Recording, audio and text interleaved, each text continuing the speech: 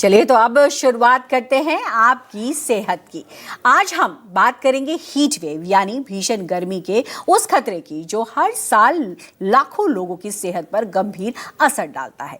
Heat wave से dehydration, heat exhaustion और heat stroke जैसी गंभीर समस्याएं हो सकती हैं। ज्यादा पसीना आना, चक्कर आना, सिर दर्द, थकान और मुंह सूखना डिहाइड्रेशन के प्रमुख लक्षण हैं। वहीं लंबे समय तक गर्मी में रहने से हीट एग्जॉशन की स्थिति बन सकती है, जिसमें कमजोरी, उल्टी और चक्कर आने की शिकायत होती है। सबसे खतरनाक हीट स्ट्रोक होता है, जिसमें शरीर का तापमान 40 डिग्री सेल्सियस से ऊपर पहुंच सकता है और मरीज बेहोश भी हो सकता है।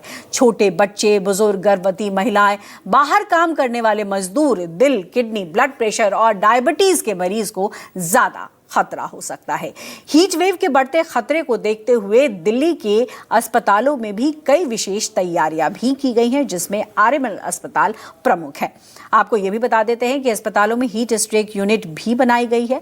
हीट वेव से बचाव के क्या तरीके हैं, क्या सावधानियां हैं, क्या कुछ करना चाहिए, इस पर हम बात करें। इससे पहले यह भी जानकारी देते हैं कि हीट वेव को लेकर प्रधानमंत्री मोदी ने भी लोगों को बहुत सारी सलाह दी है। तो चलिए शुरुआत करते हैं। आज हमारे साथ दो खास मेहमान हैं। डॉक्टर नीरज निश्चल, जो कि प्रोफेसर हैं एम्स के, साथ ही साथ डॉक्टर अमलेंदु यादव हैं, जो प्रोफेसर हैं आरएमएल अस्पताल में और एचओडी है इमरजेंसी मेडिसिन के। आप दोनों का बहुत बहुत स्वागत है। और चूंकि मौका ऐसा है कि पूरे उत्तर भारत में इस वक्त बहुत ज्यादा गर्मी पड़ रही है, हालात बहुत ज्यादा खराब हैं, और ऐसे में प्रधानमंत्री ने भी लोगों को सलाह दी है कि भाई पानी पीजिए, अपना ख्याल रखिए। और ऐसे में आप डॉक्टर जो हैं वो सबसे अहम हो जाते हैं लोगों को बताने के लिए कि कैसे बचाव करना चाहिए, कैसे समझना चाहिए कि इस वक्त की ये जो गर्मी है वो आपको कैसे बीमार कर सकती है। सबसे पहले मैं रुख करूंगी डॉक्टर नीरज आपका, और मैं ये जानना चाहूंगी कि आज की जो स्थिति दिखाई पड़ रही है, जिसमें हम ताज़ा जो रिपोर्ट देख रहे हैं कि राजस्थान में एक गर्मी तो है ही है, अभी हमने देखा कि वहां पर सैंड्स के जो हवाएं हैं वो काफी तेजी से बढ़ रही हैं। ये जो स्थिति बन रही है, ऐसे में आम लोगों को किस तरीके से एहतियात बरतने की जरूरत है और ये गर्मी कितनी जानलेवा हो जाती है?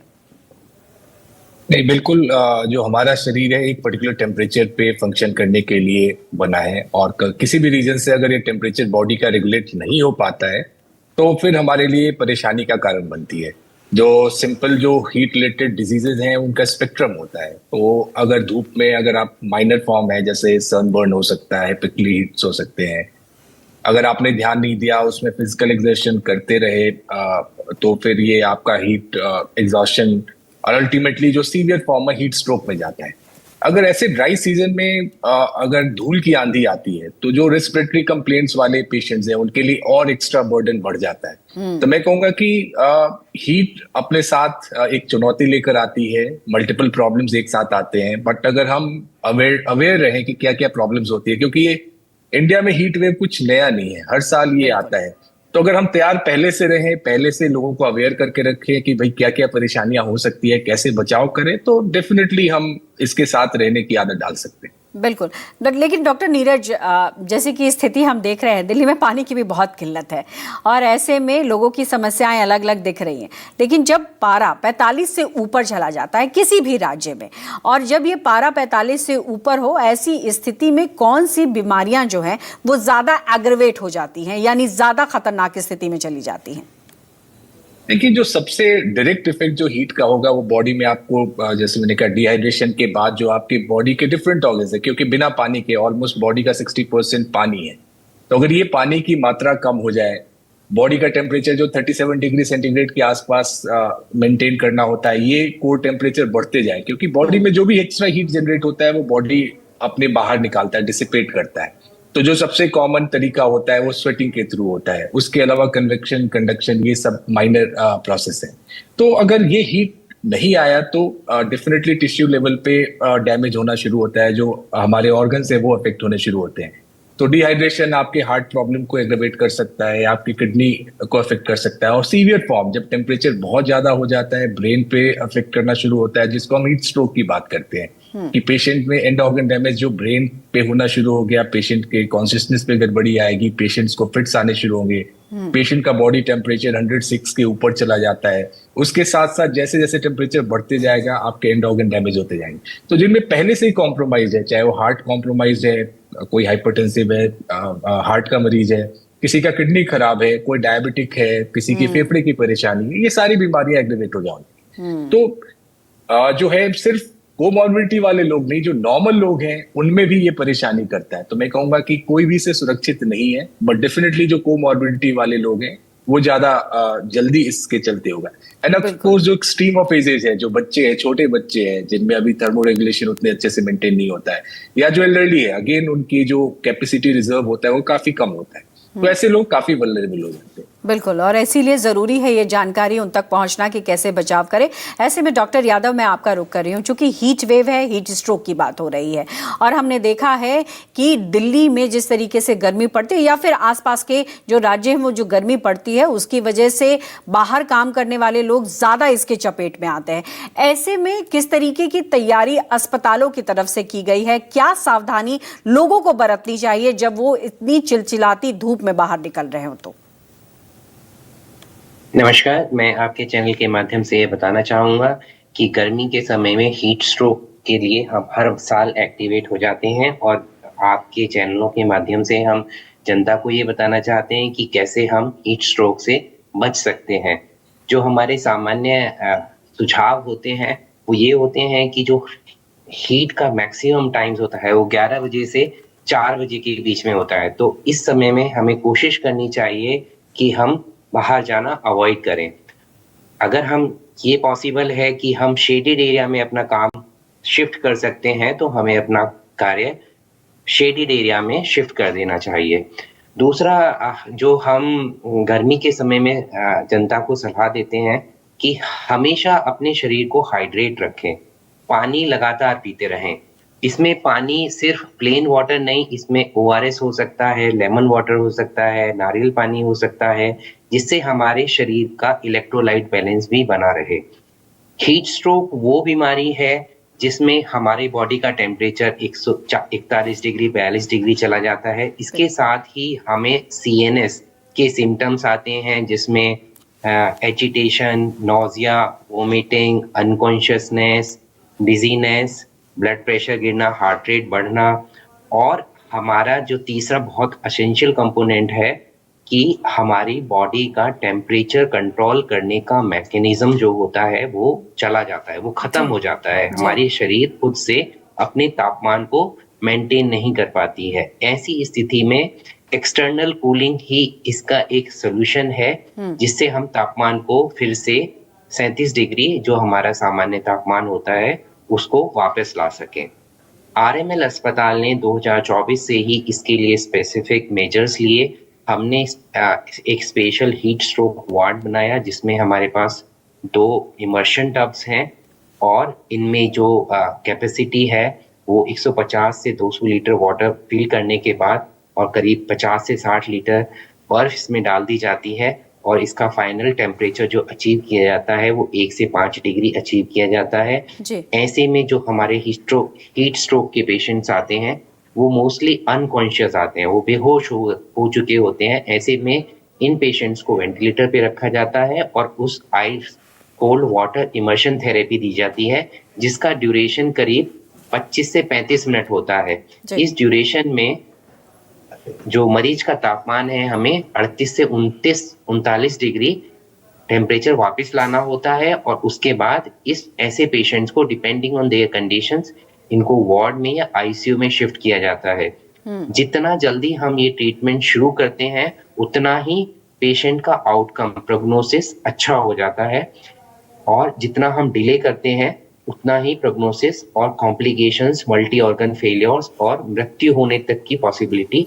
बिल्कुल, और जो दर्शक ये सुन रहे हैं उनके लिए बहुत अहम जानकारी इसलिए है कि जो लोग दिल्ली या फिर NCR में रह रहे हैं और उन्हें लगता है कि हीट स्ट्रोक की वजह से उनकी हालत ख़राब हो रही है, वो तत्काल RML अस्पताल भी पहुंच सकते हैं। जैसा कि डॉक्टर बता रहे हैं कि वहाँ एक विशेष व्यवस्था की गई है जिससे कि लोगों की जान बचाई जा सके। लेकिन डॉक्टर यादव, यहाँ मैं आपसे ये भी समझना चाहूँगी कि बीते सालों में इस साल क्या पेशेंट्स की संख्या बढ़ी है या फिर कम हुई है? देखिए, इस साल भी अभी मई का सेकेंड हाफ चल रहा है, हमारे पास पेशेंट्स आने शुरू हो गए हैं।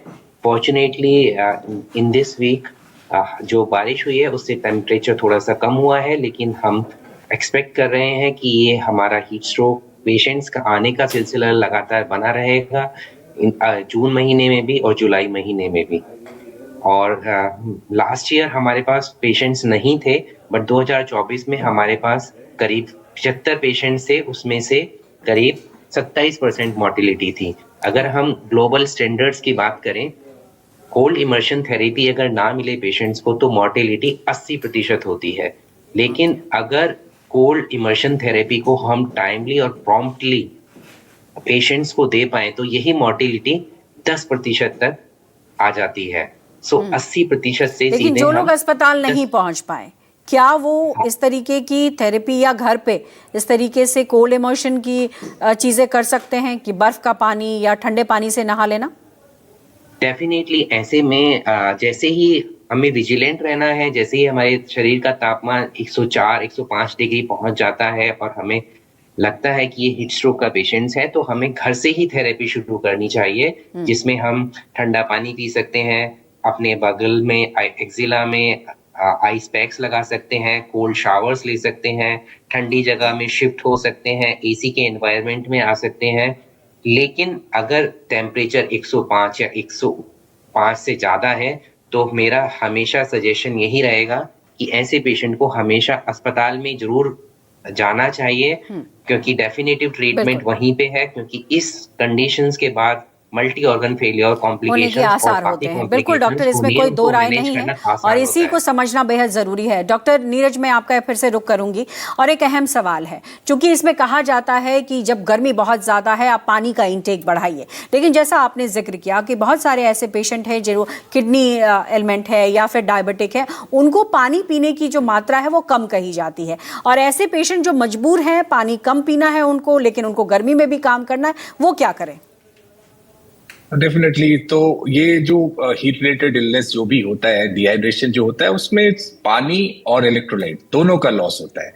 तो हमें खासकर ध्यान रखने की जरूरत है, स्पेशली जो किडनी के मरीज हो, हाइपरटेंसिव पेशेंट्स हो, जो डायबिटिक्स पे हो, जिनमें ऑलरेडी पानी और सॉल्ट एक बहुत ही लो बैलेंस पे हम मेंटेन करते हैं जी। तो ऐसे लोगों में डिहाइड्रेट होने की पॉसिबिलिटी बढ़ जाती है।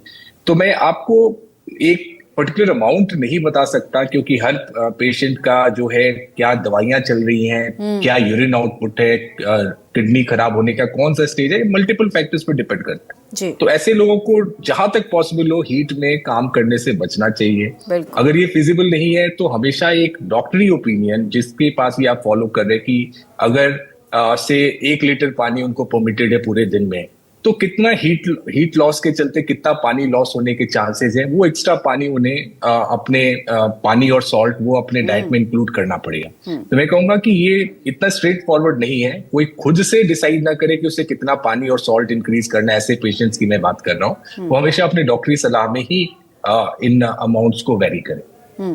जाते जाते मैं आप दोनों से बस यही पूछना चाहूंगी कि अभी हालात तो दिख रहे हैं, लेकिन जून का महीना बाकी है, ऐसे में कुछ और इम्पोर्टेंट सलाह हमारे दर्शकों को देंगे? डॉक्टर नीरज, पहले आपका रुख कर रही हूँ। देखिए, अवेयरनेस बहुत जरूरी है। सभी जो भी जिनके भी नॉन एसेंशियल काम है, जो पीक हीट टाइम है 11 से 4 या 5 तक, वो अवॉइड करें, हल्के रंग के कपड़े पहने, टोपी पहन के बाहर जाएं। और जो हाइड्रेशन की जब हम बात करते हैं तो काफी लोग सोचते हैं कि हम गर्मी में हैं तो फिजी ड्रिंक्स पीते हैं, कोल्ड ड्रिंक पीते हैं। इस तरह के ड्रिंक्स जो शुगरी ड्रिंक्स होते हैं वो आपकी सेहत के लिए और ठीक नहीं है और डिहाइड्रेट आपको ज्यादा करते हैं। बिल्कुल। तो जो कॉमन चीज है कि आप अच्छा सा शिकंजी बनाकर पिए, वो ज्यादा हेल्पफुल करेगा पानी और इलेक्ट्रोलाइट दोनों रिप्लेस करने के लिए। जी डॉक्टर यादव, जैसा कि डॉक्टर नीरज ने आप बताया, उसी में मैं थोड़ा सा और ऐड करना चाहूंगा। अगर आप बाहर जा रहे हैं तो छाता का प्रयोग करें, कोल्ड ड्रिंक्स